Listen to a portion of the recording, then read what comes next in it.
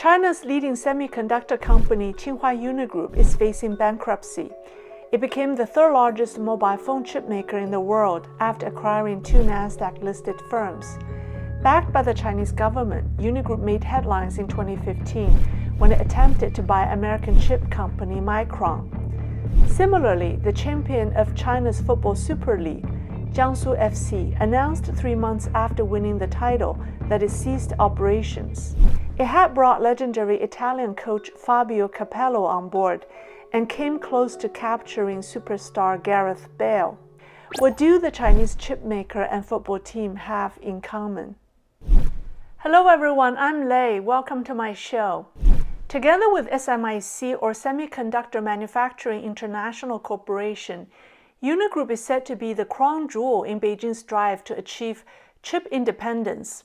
It received $1.6 billion from a government-run industry fund and $3.2 billion in loans from policy lender China Development Bank. According to a 2019 OECD report, Unigroup and SMIC received more than 30% of their annual revenue from the Chinese government between 2014 and 2018. Unigroup's founder Zhao Weiguo said in a 2015 interview that with the money he had, he wanted to buy a stake in Taiwan semiconductor manufacturing company and that he would beat MediaTek, another Taiwanese chip maker. Money is man's best friend, but also his worst enemy. Money may have kick-started Unigroup, but it can also cause its demise. A Xinjiang native, Zhao left Beijing and went back to Xinjiang in 2004 with 1 million yuan to invest in real estate. In a few years, he made 4.5 billion, a return of 4,500 times. He described his real estate experience as an act of money laundering. His investment firm Beijing Jiankun owned 49% of Unigroup, and he became its CEO in 2009. Known as a merger maniac, Zhao led Unigroup on a buying spree to build a chip empire. The company entered the semiconductor field only 8 years ago when it spent $2.7 billion to acquire Nasdaq-listed semiconductor companies Spreadtrum Communications and RDA Microelectronics, and established Unisoc, the world's third largest mobile phone chip maker, behind Qualcomm and MediaTek. In 2015, Unigroup acquired a 51% stake in HP's network gear subsidiary H3C Technologies for $2.3 billion and bought French smart chip company Linxens for $2.6 billion in 2018. From 2010 to 2020, Unigroup made roughly 60 mergers and acquisitions with more than $15 billion investments. In addition, the company has incurred large amounts of debt for domestic capital projects. Purely driven by profits, Unigroup also invested in unrelated industries such as the environment, automobiles, education, and even online gambling. As a result, the company's total liability grew 44% within 8 years. Short-term loans that are due within 1 year reached $13 billion or 80 billion yuan. Because of the lack of focus on R&D and the foundation of its core business, the company doesn't reap returns on its massive investments. Its mobile chip business lost Samsung as a major customer due to a lack of cutting-edge products. The other subsidiary, Yangtze River Storage, still hasn't achieved mass production. Its storage technology is also lagging behind the industry leaders. Unigroup got itself into liquidity problems by issuing short-term debts for long-term investments, and the highly leveraged capital at the outset was a big problem. No one can build a chip empire purely through capital maneuvers. If the company was not supported by the state and had to be self-sufficient, it would have to focus on R&D to remain competitive. This is why I say that any time the Chinese Communist Party makes an effort to promote something, it might have effectively killed it. China's professional football league is another example. Xi Jinping is China's #1 football fan who has the dream of hosting a FIFA game and possibly winning a World Cup.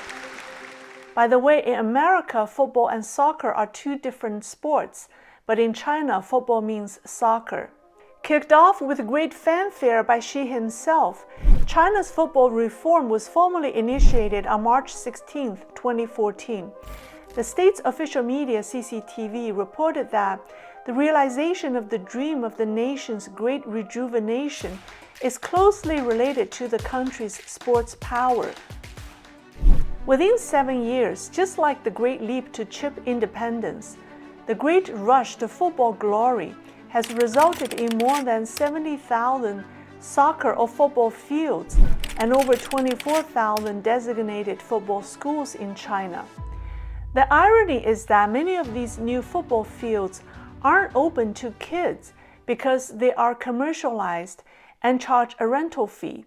The commercialization of the entire sport and the lavish spending has turned Chinese people's favorite game into a disaster. According to Chen Xuyuan, chairman of the Chinese Football Association, the Chinese Professional Football League invested 3 times as much as the Japanese Professional League and 10 times as much as the Korean League. However, the Chinese men's football team ranks 77 in the world, behind countries like Curacao and Cape Verde. In Asia, it ranks number 9 after Japan, Iran, and Korea. The only time China was at the World Cup Games was almost 20 years ago in 2002, but it lost 3 consecutive games and scored 0 goals.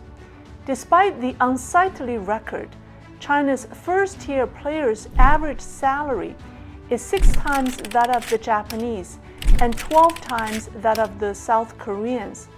The Chinese website Equal Ocean compared the financials of one of China's most beloved football teams, the Guangzhou team, to that of Manchester United, and found that the Chinese team's total player salary is 2.2 times its revenue, while Manchester United's salary accounts for only half of its total revenue, and the Chinese team lost almost $30 billion a year. So, 3 months after winning the Chinese Super League Championship, Jiangsu FC, the team that shocked the world in 2016 by signing Brazilian players Alex Teixeira and Ramírez, ceased operation this past March due to financial problems. The team won the domestic title for the first time and is owned by Chinese conglomerate Suning, which also owns Italian giant Inter Milan.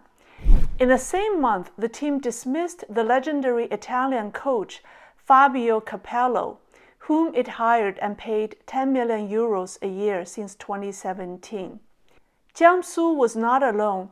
More than 20 clubs have been kicked out of China's professional football leagues in the past 2 years because of financial problems. A French media outlet reported that Zambian player Jacob Mulenga is owed $850,000 in salary. Croatian midfielder Marko Basic is owed $90,000. Both Mulenga and Basic alleged that their clubs forged players' signatures. After leaving China, Basic told AFP that the Chinese faked maybe 15 signatures to say that we got the salaries. The reason Unigroup and China's championship football team have failed is money. In communist China, not having money is miserable, but having lots of money is risky. My friend, don't ever underestimate the high cost of having money in China. The cost may outweigh the benefits. Thank you for watching, and I'll see you next time.